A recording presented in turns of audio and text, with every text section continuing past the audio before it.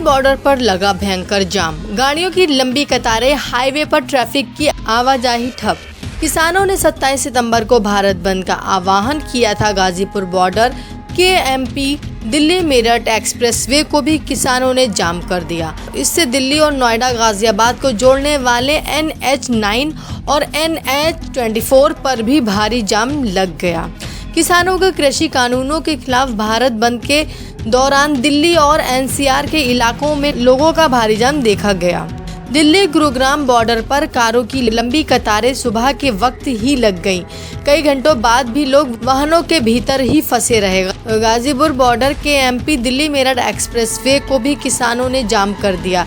इससे दिल्ली और नोएडा गाजियाबाद को जोड़ने वाले NH9 और NH24 पर भी भारी जाम लग गया।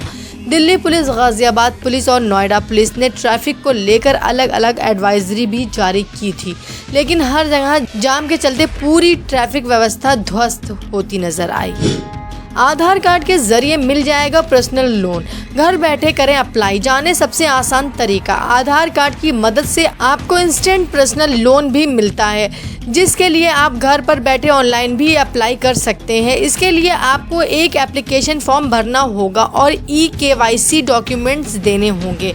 आपको किसी डॉक्यूमेंट की हार्ड कॉपी सबमिट करने की ज़रूरत नहीं है। मौजूद समय में लोन लेना पहले की अपेक्षा काफ़ी आसान है। अगर आप लोन के लिए एलिजिबल हैं तो आपको ज़्यादा डॉक्यूमेंट्स देने की ज़रूरत नहीं होती है। लोन लेने के लिए आपको बैंक के पास KYC डॉक्यूमेंट्स जमा करने होते हैं, जिससे बैंक को आपकी सारी डिटेल्स मिल जाए। अच्छी बात यह है कि आधार कार्ड के ज़रिए भी पर्सनल लोन के लिए अप्लाई कर सकते हैं। KYC के आधार पर सबसे महत्वपूर्ण डॉक्यूमेंट है।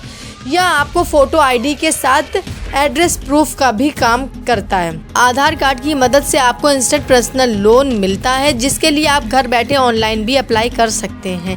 इसके लिए आपको एक एप्लीकेशन फॉर्म भरना होगा और KYC डॉक्यूमेंट्स देने होंगे।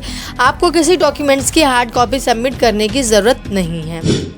आयुष्मान भारत डिजिटल मिशन बनेगी आधार के तर्ज पर हेल्थ ID, मिलेंगे कई फायदे। जाने क्या है ये योजना। Ayushman Bharat digital mission. PM Modi ने आज राष्ट्रीय डिजिटल स्वास्थ्य mission NDHM Ayushman Bharat digital mission की शुरुआत की है। इस मिशन के जरिए देश में हेल्थ केयर सेक्टर तक सभी की डिजिटल पहुंच को बढ़ाने का लक्ष्य रखा गया है। नई दिल्ली, प्रधानमंत्री नरेंद्र मोदी ने सोमवार को हेल्थ केयर सेक्टर में बड़ा बदलाव लाने के उद्देश्य से राष्ट्रीय डिजिटल स्वास्थ्य mission Ayushman Bharat digital mission की शुरुआत की है। इस मिशन के जरिए देश में हेल्थ केयर सेक्टर तक सभी के डिजिटल पहुंच को बढ़ाने का लक्ष्य रखा गया है। सरकार का लक्ष्य ये है कि इस योजना के तहत हेल्थ सेक्टर में लोगों के लिए ऑनलाइन प्लेटफॉर्म तैयार किया जाए। यहाँ लोगों को अपने हेल्थ रिकॉर्ड और डेटाबेस रखने के लिए होलिस्टिक हेल्थ केयर तक उनकी पहुंच बने। बता दें कि प्रधानमंत्री ने पिछले साल 15 अगस्त को लाल किले से राष्ट्रीय डिजिटल स्वास्थ्य अभियान के पायलट प्रोजेक्ट की घोषणा की थी। फिलहाल इस योजना को 6 केंद्र शासित प्रदेशों में प्रारंभिक चरणों में लागू किया जा रहा है। यूपी सांसद वरुण गांधी ने CM योगी को लिखी चिट्ठी, कहा 400 रुपये प्रति क्विंटल किए जाएं गन्ने के दाम। भाजपा सांसद वरुण गांधी ने यूपी के CM योगी को पत्र लिखा है।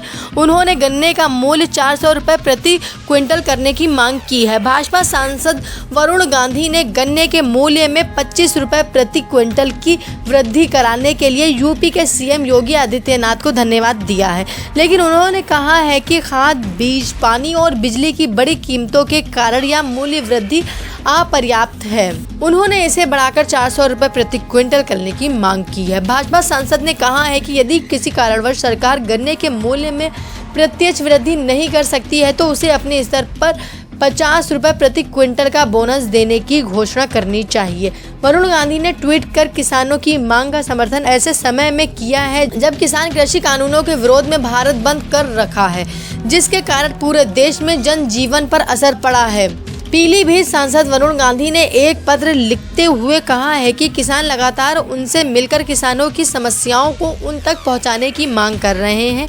यही कारण है कि वे पत्र लिखकर सरकार तक अपनी बात पहुंचा रहे हैं। उन्होंने इसके पहले भी पत्र लिखकर गन्ने के मूल्य में वृद्धि करने की मांग की थी।